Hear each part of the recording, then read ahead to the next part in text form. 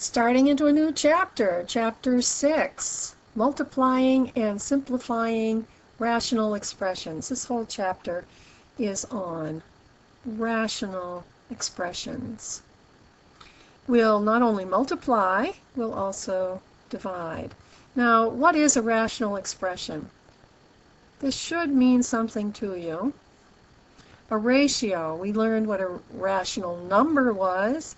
That would be one integer divided by another integer.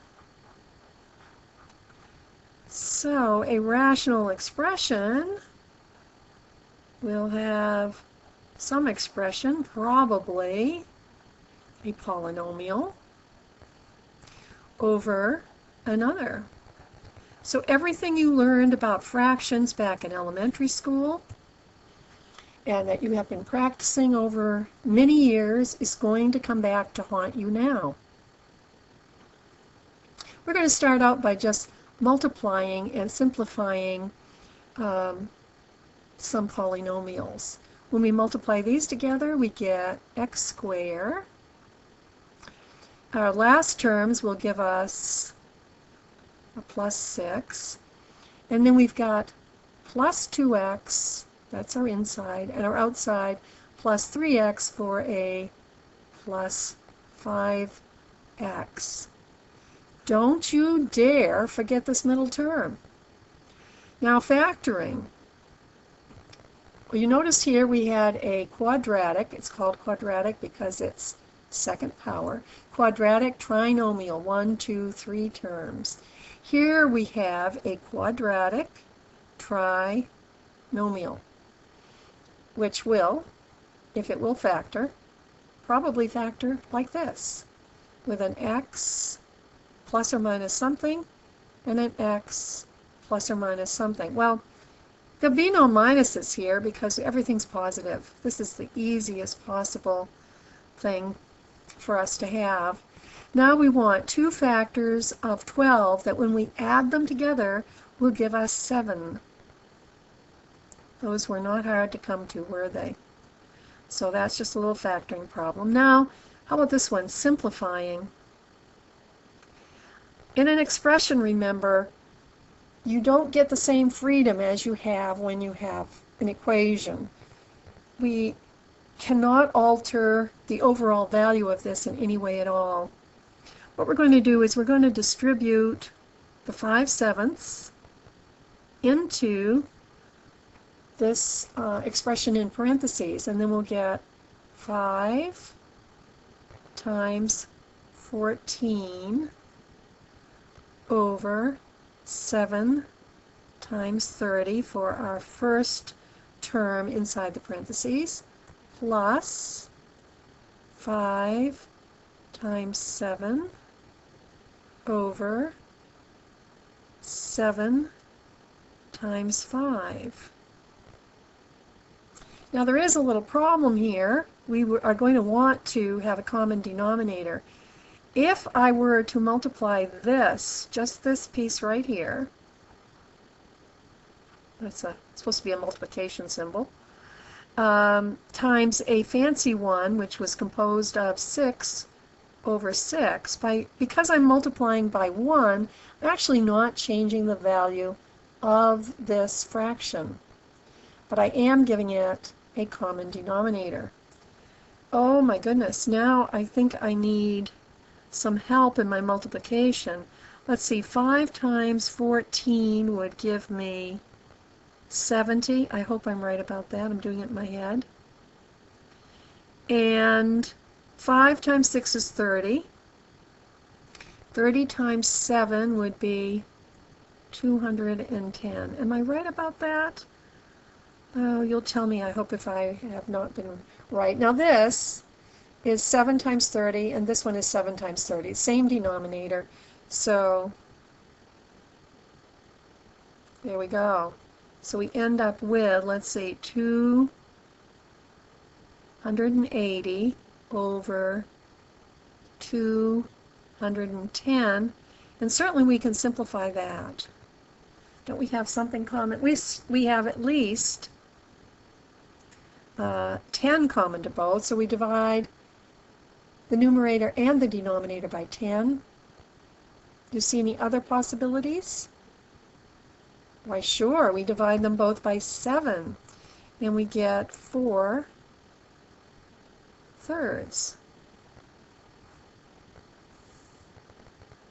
It's our little preview. Now we're going to get right into it, multiplying rational expressions. And you see what we've got here. One rational expression, a binomial divided by a binomial, times another. Well, what I want you to do when you're doing these is to recognize that you've got binomials. And if you're multiplying one binomial by another, what are you going to have to do? You're going to have to FOIL, which can be a lot of work. So let's, for the time being, not do that work. I know I'm being lazy. I'm just going to write out the product that's in the numerator. Remember, when you're multiplying one fraction by another, it's much simpler than when you had to add, because you don't have to worry about common denominators. You just multiply the two numerators together and multiply the two denominators together. Okay, now we'll go into the hard business. X squared will be our first term. A negative 2 will be our last term. And what are we going to have in the middle?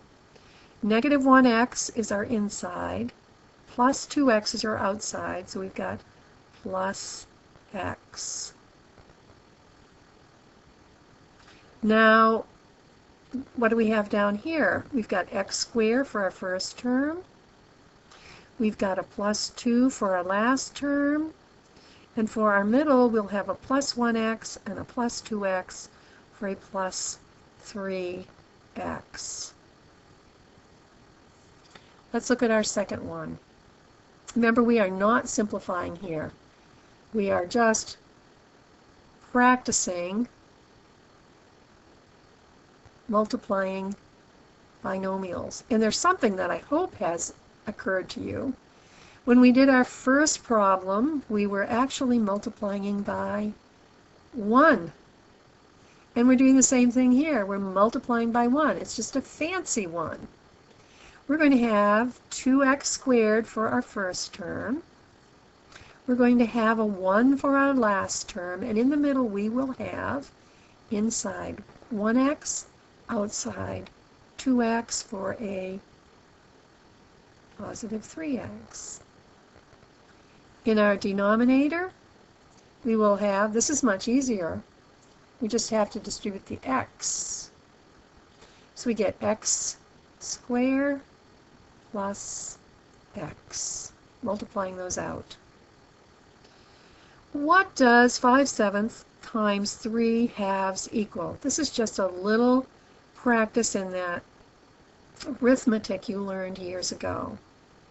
It's going to be 5 times 3 over 7 times 2, or 15 over 14. How about this one? It's going to be 4 times 7 over 9 times 7, and that's going to equal 28 over 63, which we know is going to simplify. How do we know it's going to simplify? Because look at this. What does that equal to?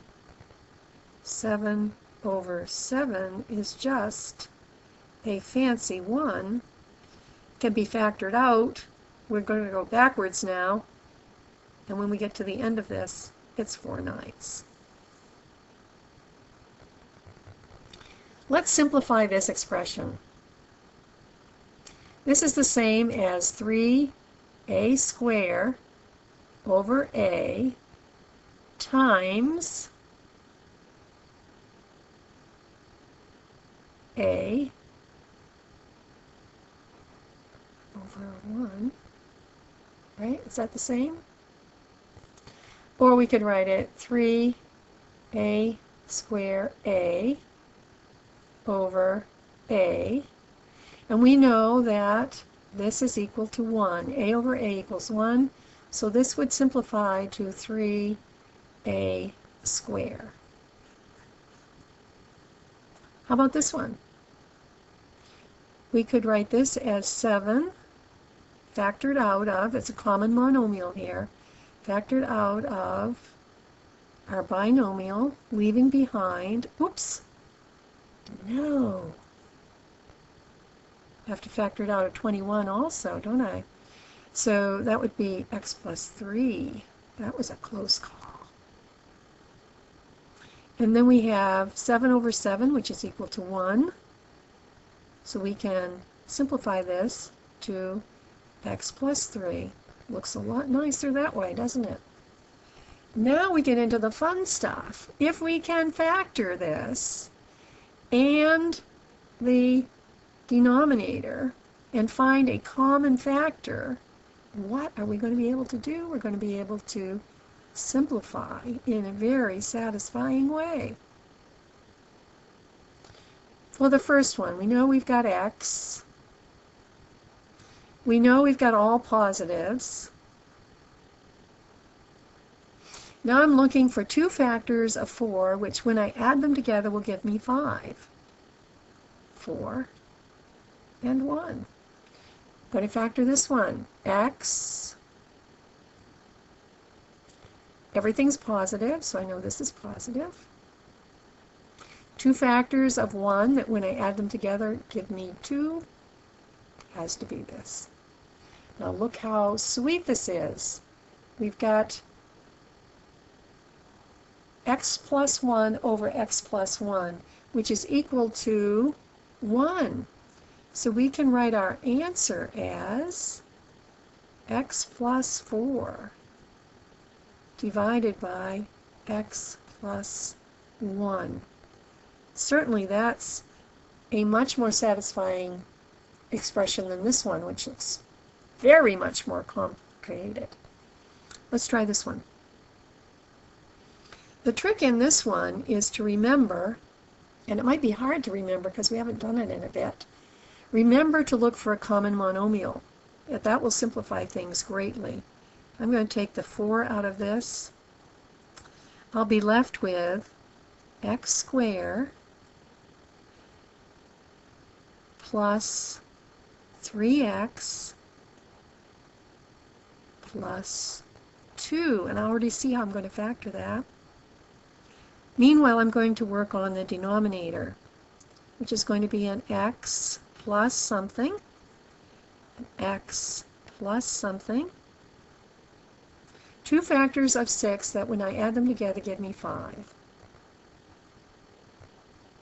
Yes. Now, working on that trinomial. This is a quadratic trinomial. I expect it to factor into 2 binomials. I already have factored this trinomial. This is a quadratic trinomial into 2 binomials. What does this one look like? Well, it's x plus, again, we haven't complicated our work with any negatives yet. That will come.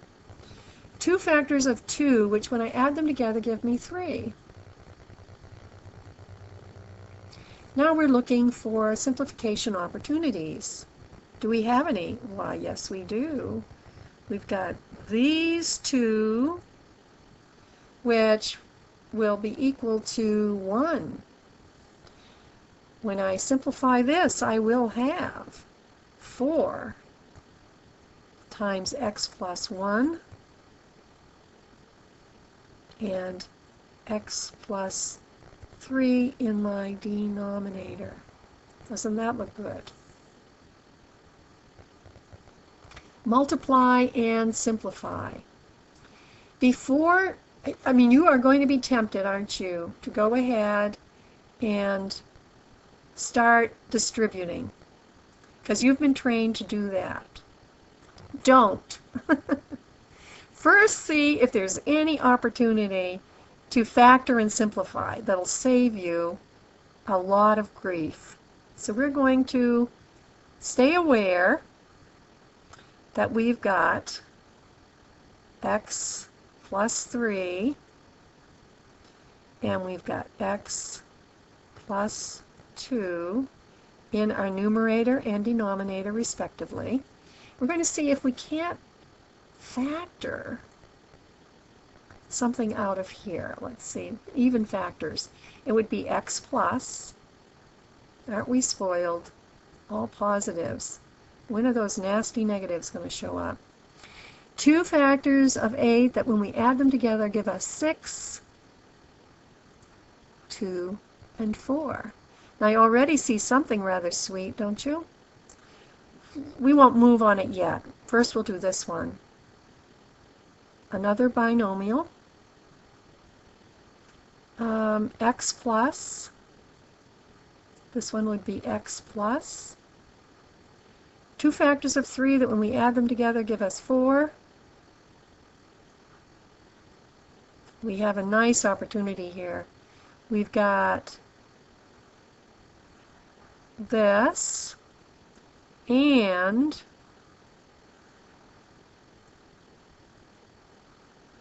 this that will equal 1, leaving us with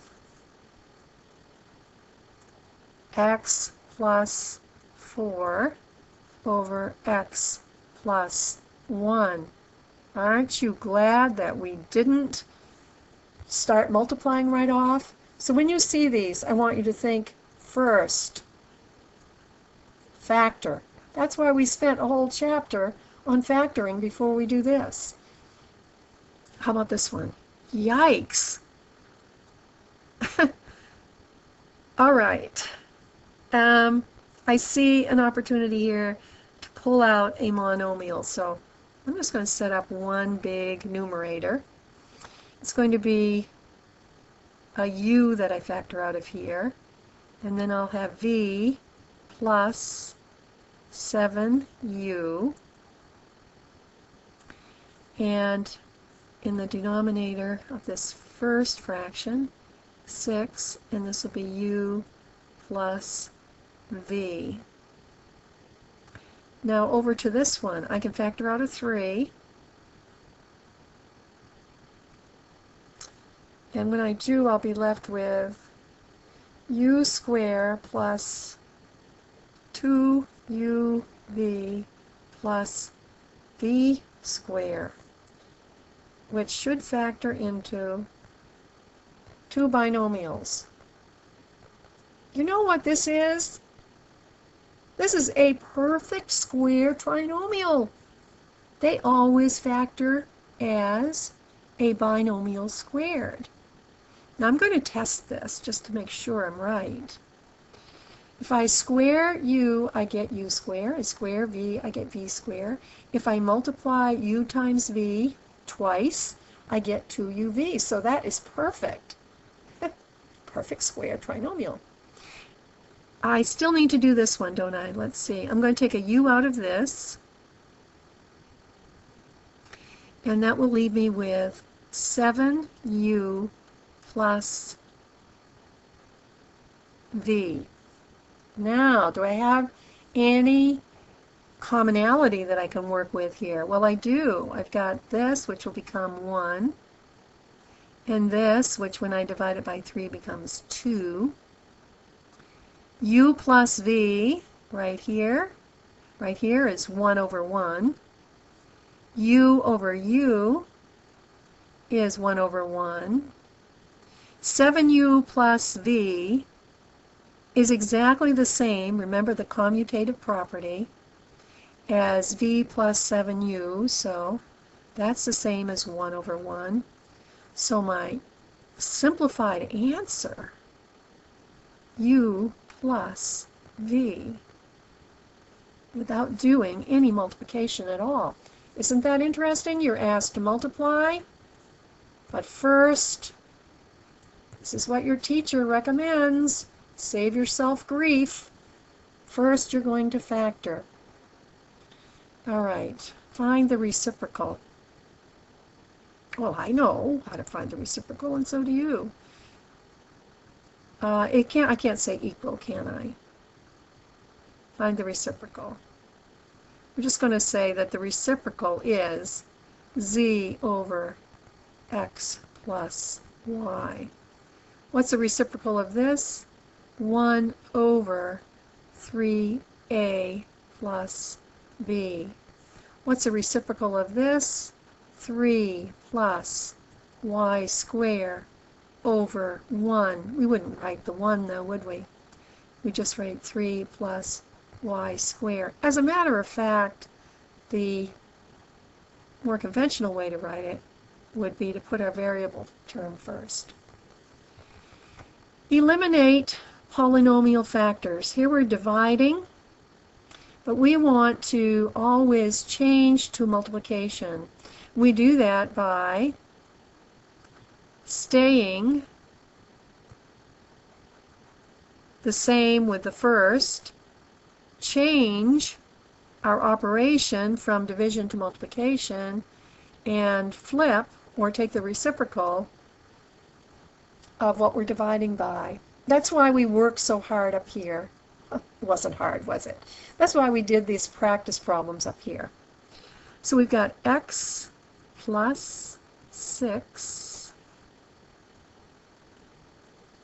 and we've got x plus 1, and we're not going to divide, we're going to multiply. So we are going to take the reciprocal, x plus 2, x plus 3. Now, is there any opportunity for a simplification there? There isn't. There are no common factors. Now, I could go ahead and multiply that all out, and I think maybe in your book it does, but I'm assuming at this point that you do not need more practice in multiplying binomials together. If anything, you need a little more practice in working with fractions and factoring. So that's what I'm going to focus on here. Same thing is going to happen here. We're going to stay the same here, although we're going to factor it. We're going to change from division to multiplication, and we're going to flip this one. I'm going to put it together as one big fraction, and I'm thinking that this can be factored. Y plus something, y plus something. Turns out that this is a perfect square trinomial, and it's going to be y plus 2, y plus 2. And in my denominator, it's a different trinomial, but it is still a perfect square trinomial, and it's going to be y plus 3, y plus 3. And now I'm going to flip this, so what's in my denominator goes into my numerator, y plus 3. What's in my numerator goes into my denominator, y plus 2. Now I look for simplification opportunities, and I have them.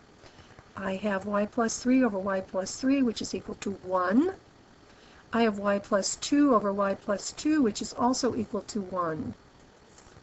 This is equal to y plus 2 over y plus 3. Oh, I am so glad that we got a division that could be simplified. We are done for now. You're going to come back into class and do a lot of these problems in the classroom and hopefully quiz successfully.